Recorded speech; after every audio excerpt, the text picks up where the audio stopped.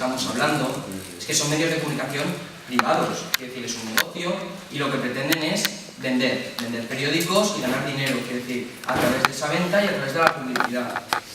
Y evidentemente lo que tenemos en el panorama actual, tenemos 3-4 grandes grupos, como se ha comentado, que es decir, con casos tan paradójicos como que, por ejemplo, el grupo Planeta tenga Antena 3, tenga Onda Cero, tenga La Razón, ¿vale? Tenga La Sexta, Neox, Nova, Nitro, Gol TV y Playboy. Es decir, el mismo que hace La Razón, que te saca un día que Bergoglio ha sido elegido papa, al mismo tiempo te está sacando Playboy, la revista Playboy, que no tiene nada que ver como imaginaremos. Es decir, y al final lo que hacen y cómo lo hacen es por interés económico.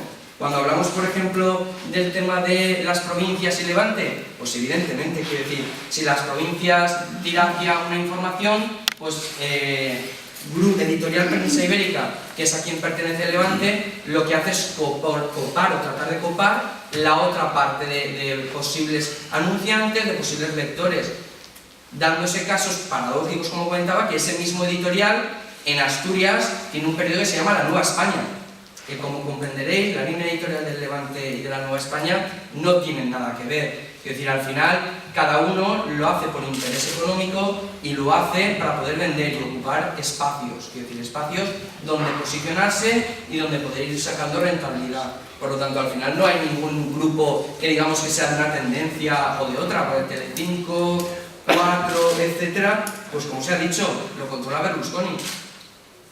Y siempre se ha dicho que la 4 era el canal que Zapatero intentó meter cuando hizo la nueva regulación para meter con calzador La Sexta y 4, que al final ha resultado que no era correcto y al final han acabado fusionadas en Telecinco y en Antena 3. Es decir, entonces al final los medios de comunicación privados ocupan eso y su labor hoy en día es esa. ¿Cómo democratizar eso?